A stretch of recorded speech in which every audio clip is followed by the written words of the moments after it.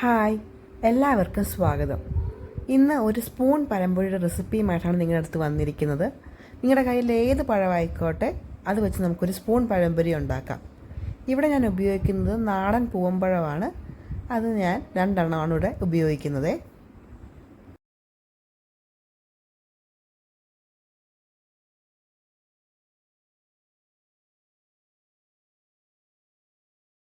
നമുക്കിനി ഫോർക്ക് വെച്ച് ഈ പഴം നന്നായിട്ട് ഉടച്ച് മാറ്റാം.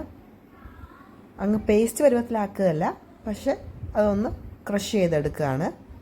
ഇപ്പം അത് പാകത്തിന് ഞാൻ ക്രഷ് ചെയ്തെടുത്തിട്ടുണ്ട്. ഇനി നമുക്കിതിലേക്കുള്ള പൊടികളൊക്കെ ചേർത്ത് കൊടുക്കാം.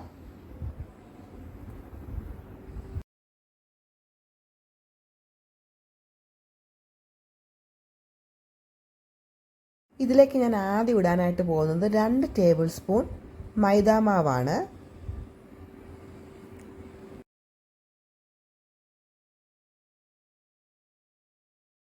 ഈ പഴംപൊരി അല്പം ക്രിസ്പായിട്ടിരിക്കാൻ വേണ്ടി 1 ടേബിൾ സ്പൂൺ അരിപ്പൊടി ഇട്ട് കൊടുക്കുന്നുണ്ട്.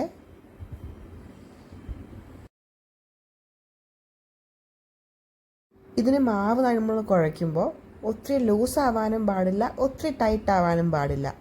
ആ ഒരു പാകത്തിന് വേണം നമ്മളിതിലേക്ക് പൊടികൾ ഇട്ട് കൊടുക്കാനായിട്ട്. ഒത്തിരി ടൈറ്റ് ആവാതെയും ഒത്തിരി ലൂസ് ആവാതെയും ഇരിക്കണം നമ്മുടെ ബാറ്റർ. ഇനി ഇതിലേക്ക് 1 ടീസ്പൂൺ പഞ്ചസാര ഇട്ട് കൊടുക്കുന്നുണ്ട്. മധുരമൊക്കെ ഓരോരുത്തരുടെയും ചോയ്സാണ്. ഇവിടെ 1 ടീസ്പൂൺ പഞ്ചസാരയാണ് ഇട്ട് കൊടുക്കുന്നത്. ഇനി ഇതിലേക്ക് 1 പിഞ്ച് മഞ്ഞൾപ്പൊടി ഇട്ട് കൊടുക്കുന്നുണ്ട്, ഒരു കളറിന് വേണ്ടിയിട്ട്. ഇനി അതിലേക്ക് ഒരു നുള്ളു ഉപ്പും കൂടെ ഇട്ട് കൊടുക്കാം. നന്നായിട്ട് നമുക്കിതൊന്ന് കുഴച്ചെടുക്കാം.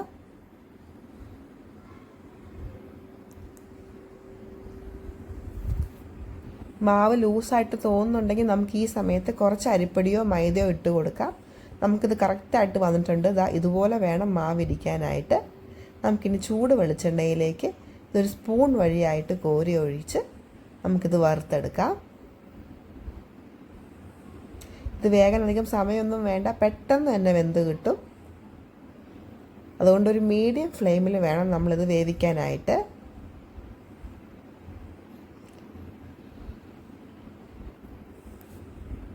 ഒരു സൈഡ് പെട്ടെന്ന് തന്നെ ആയിട്ടുണ്ട്. നമുക്കിനി ഇത് മറിച്ചിട്ട് കൊടുക്കാം. വളരെ ടേസ്റ്റി ആയിട്ടുള്ള പലഹാരമാണ്. നമുക്ക് 4 മണിക്ക് ചായയുടെ കൂടെ കഴിക്കാൻ പറ്റുന്ന നല്ലൊരു സ്നാക്കാണ്. ഏത് പഴം വേണമെങ്കിലും ആയിക്കോട്ടെ, അത് വെച്ച് നമുക്കിത് ഉണ്ടാക്കാം. ഞാലിപ്പൂവനോ ഒക്കെ ഉപയോഗിക്കാം. ഇവിടെ ഞങ്ങൾ പൂവമ്പഴമാണ് എടുത്തത്, നമ്മുടെ വീട്ടിൽ തന്നെ ഉണ്ടായ പഴമാണ്. ഇത് പാകമായി വന്നിട്ടുണ്ട്. നമുക്കിനി ഇതെല്ലാം കോരി മാറ്റാം. അതുപോലെ ബാക്കിയുള്ള പഴങ്ങളും ഇതുപോലെ നമുക്ക് വറുത്ത് മാറ്റാം. നിങ്ങളെല്ലാവരും വീട്ടിൽ ഇത് ട്രൈ ചെയ്യണം. നിങ്ങളുടെ ഫീഡ്ബാക്കുകളൊക്കെ അറിയിക്കണം.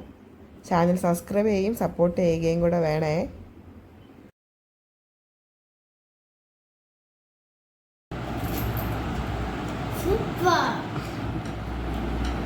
കൊള്ളാവോ മോളെ? ട്രൈ ചെയ്യണം, പിന്നെ സബ്സ്ക്രൈബ് ചെയ്യാനും മറക്കരുതേ.